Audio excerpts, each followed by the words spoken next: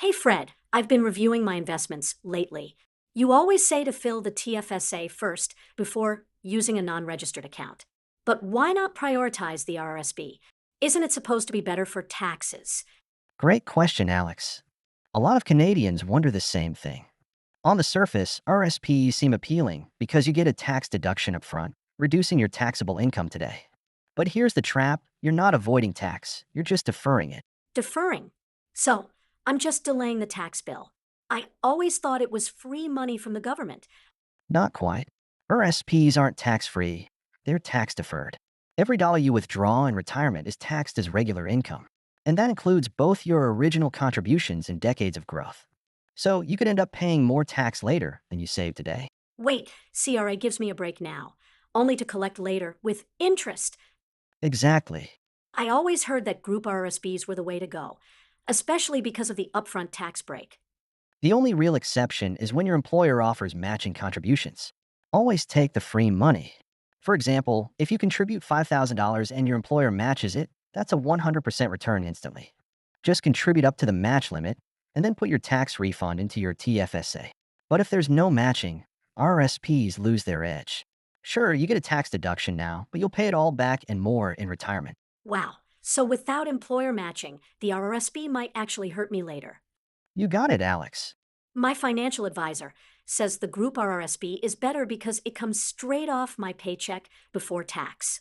He says putting $10,000 in through payroll is better than me investing $7,000 after tax on my own because I'm saving on taxes. Isn't he right? That's one of the most common RRSP myths, and it sounds convincing, but it's wrong. How so? I mean, I'm investing $10,000 instead of $7,000 and saving $3,000 in taxes since I'm in a 30% tax bracket. It feels better because of timing, not because you save more tax. With payroll deductions, you get the tax break immediately. With an individual RRSP, you get the exact same tax break later as a refund or reduced taxes owed. So the government still gives me the deduction either way? Exactly. Whether the $10,000 goes in pre-tax through payroll, or you contribute $10,000 from your after-tax salary, the total tax paid will be identical. The RRSP tax benefit doesn't change just because it came off your paycheck. So payroll contributions to Group RRSPs don't magically save me more tax. No. They just make the tax deferral feel bigger, because you never see the tax leave your paycheck in the first place. But the CRA gets the same amount when you file your taxes. So it's not a tax advantage, it's just convenience. Bingo. Convenience and cash flow timing, not extra tax savings. Anyone saying payroll RRSPs save you more taxes is either misinformed or trying to sell you something. What do you mean trying to sell me something? Group RRSPs usually limit your investment options. If they're run by big institutions, they often push their own mutual funds, loaded with high fees. And most of those funds underperform the market long term.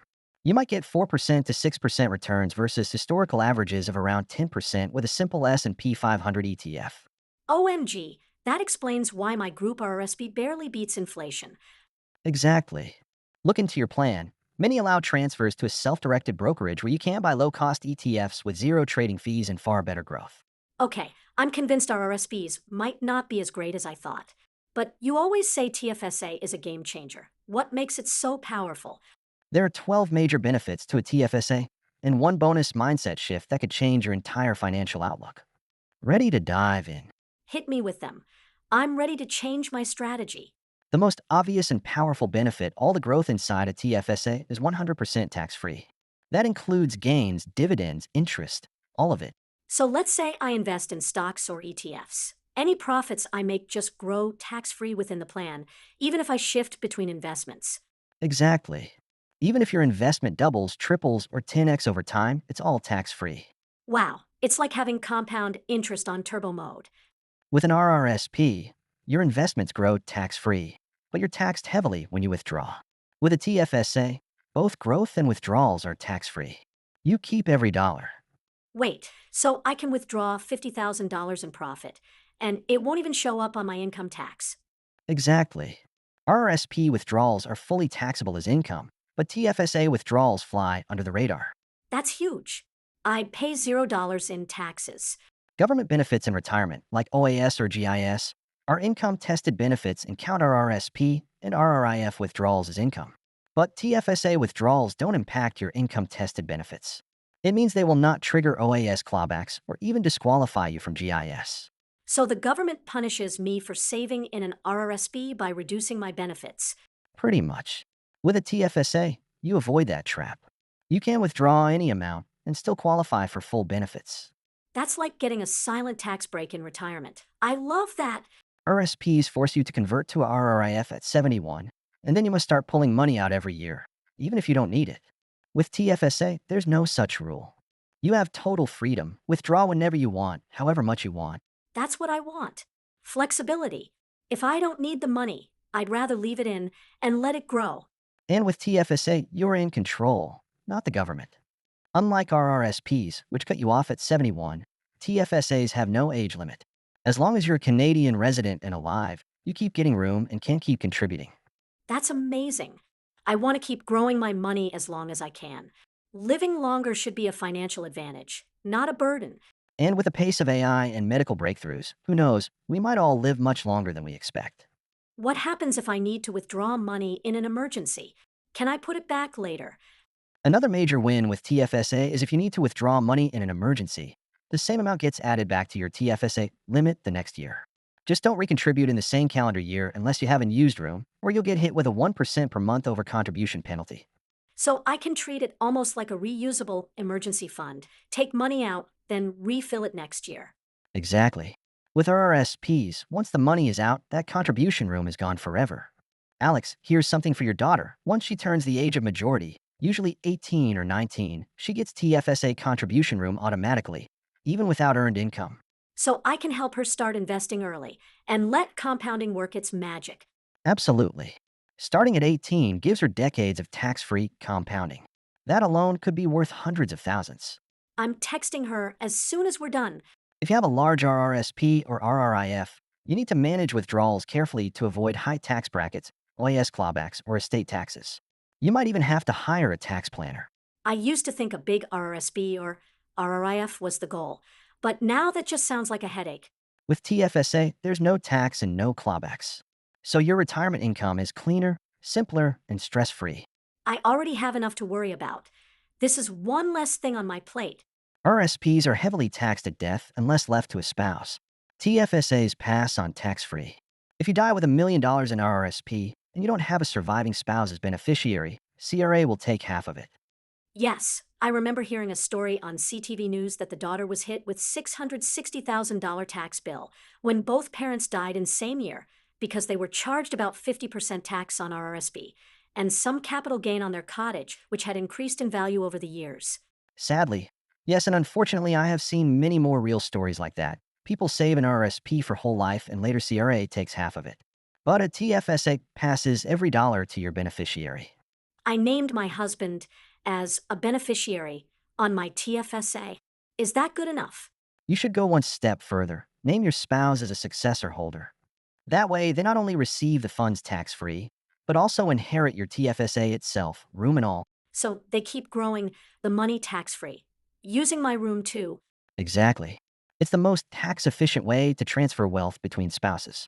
Then I'll update that ASAP and make sure my husband does the same. As long as you name a beneficiary or successor holder, your TFSA bypasses probate. That means your family avoids legal delays, paperwork, and thousands in probate fees. That's another silent win, saving time and money when it matters most. Let me ask you this. Would you rather eat unripe fruit or ripe fruit? I'm talking about the kind that grows on the money tree, compound growth. Take one $7,000 RRSP contribution. Sure, today you save about $2,000 to $3,700 in taxes depending on your bracket. But fast forward 30 years, assuming a hypothetical 10% growth, that $7,000 becomes $112,000. And at that point, CRA takes their bite, anywhere from $21,000 to $60,000 in taxes. That's the ripe fruit they want. Wow. If just one $7,000 contribution can cost me up to $60,000 later, what happens with 30 years of contributions? Good question. If you put in $7,000 every year for 30 years, that's $210,000 of contributions. You'll save maybe $40,000 to $110,000 upfront in deductions. But at 10% return, That grows to about $1.15 million. And when you withdraw, CRA takes between $225,000 and $615,000 in taxes, depending on your bracket. So I'd pay more in taxes than I even contributed in the first place. Exactly. But here's the twist. If you'd used a TFSA instead, that same $1.15 million would be 100% yours. No tax bill waiting at the end. I'm honestly speechless. I thought I was building my dream retirement, not a tax bill for CRA. Fred, I've got to say, all these TFSA benefits make total sense now. But earlier, you mentioned a bonus benefit, something about mindset. Yes, and honestly, it might be the most important one of all. It's about how you think about your future. The way RRSPs are pitched, they assume you'll earn less in retirement, so you'll be in a lower tax bracket. That's a poor mindset. So they're basically saying, I'll be poorer later, so it's okay to defer taxes. Exactly. They teach people to expect less. And what happens when you believe that? You plan for less, save for less, and eventually, you become less. You're setting the bar low for your future self. Wow, I never thought about it like that. It's like they're programming people to expect a lower quality of life. Bingo. Now let me flip it. Imagine instead you build multiple income streams, you invest smart, and you create wealth that keeps growing. That's the rich mindset. You believe that even in retirement, you'll be earning well, maybe more than you did while working. Yes, I don't want to just get by. I want to thrive and teach my kids to do the same. Exactly. A rich mindset means you plan your life expecting abundance, not scarcity. Retirement isn't about quitting life, it's about owning your time, working on your passions, helping others, creating impact. But to do that, you need to build wealth that gives you freedom, and that starts with smart, tax efficient investing. And TFSA supports that. It doesn't punish you for being successful or earning more. Right. The TFSA aligns with a rich mindset because it rewards growth, flexibility, and freedom, not tax deferral based on fear of future poverty. Fred, this hit hard. I used to think I was doing my daughter a favor by saying she'd be in a lower tax bracket when she's older. But now, I realize what kind of message that sends. Exactly. And what kind of parent would plan for their child to be financially limited in retirement? We should be telling them you're going to do so well in life that you might need tax free tools like the TFSA to protect your wealth. That's the message we need to pass on. From now on, I'm going to teach her to think big, to build multiple income streams, live with purpose, and never settle for less. Rich mindset all the way. That's how generational wealth starts, not just with money, but with mindset. So to recap, the RRSP is a massive win if you get an employer match or if you are in a high tax bracket now and expect to be in a lower one later. But for many Canadians earning average incomes, the TFSA is often the superior wealth building tool. It offers tax-free growth, tax-free withdrawals, and the freedom to build your dream retirement without the government handcuffs. I'm changing my strategy today. TFSA first, always, and passing on the rich mindset to my daughter. If this video opened your eyes to the RRSP trap, hit the like button and subscribe for more myth-busting financial advice. And let us know in the comments, will you be shifting your focus to the TFSA this year?